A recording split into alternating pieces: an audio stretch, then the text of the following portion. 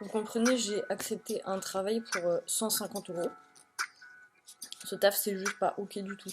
Ça fait que révéler toutes les problématiques qui sont en jeu dans le travail de l'art et dans l'indépendance. Elle, c'est une personne bien sympa, hein, mais ce qu'elle m'a proposé, c'est ni fait ni à faire.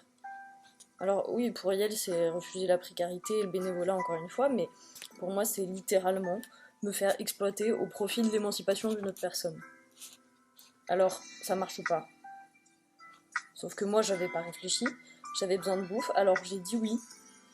Oui pour 150 euros, alors que j'ai passé bien plus de 15 heures de travail dessus. J'ai pas pu calculer parce que je savais pas comment faire. J'ai reçu son dossier avec tout plein de docs, dans l'idée ça paraissait pas si compliqué, suivre le plan, le protocole, monter un PDF, sauf que derrière il fallait que je fasse une présentation. Alors il fallait que je connaisse le contenu, il fallait que je l'intègre. Disponibilité créative en permanente, gratuite, hors d'horaire de travail, je suis posée sur un lieu de travail que je dois moi-même trouver, moi-même définir et surtout moi-même payer. Quand j'ai lu la tribune de l'abus sur l'intermittence, je me suis dit bah ouais mais c'est ça qu'il faut. Parce que la veille professionnelle gratuite c'est plus possible en fait. Tout. C'est pas possible juste de devoir accepter la précarité parce que t'as aucune continuité du salaire et que t'es tout le temps dans l'incertitude de pouvoir avoir un minimum de bif, ça va pas.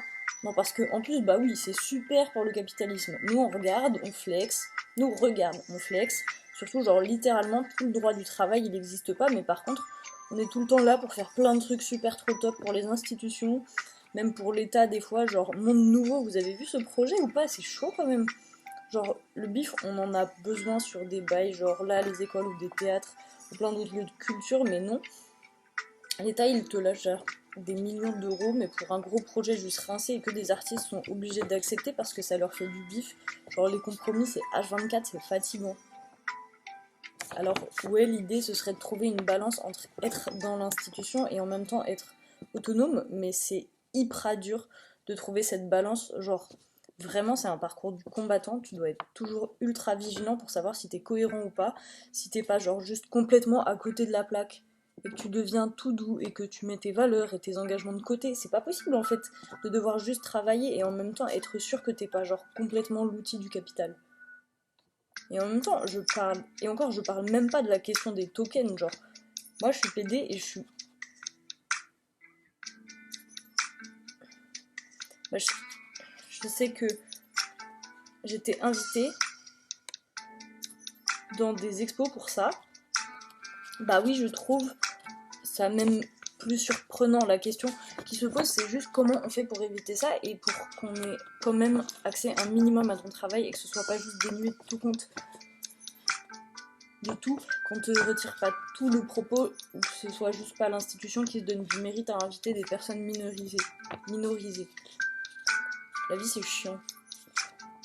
Voilà, un, c'est juste un constat et j'ai l'impression d'avoir lâché l'affaire depuis longtemps. C'est pour ça que j'accepte des trucs comme ça, où genre je fais juste des prestats et que je crée même plus, mais peut-être que là, en fait, voir un nouveau groupe s'emparer de ces questions et tenter des trucs concrets, peut-être, enfin, je crois, ça me redonne un peu d'espoir à aller, genre, embrouiller les gens et demander des droits pour de vrai.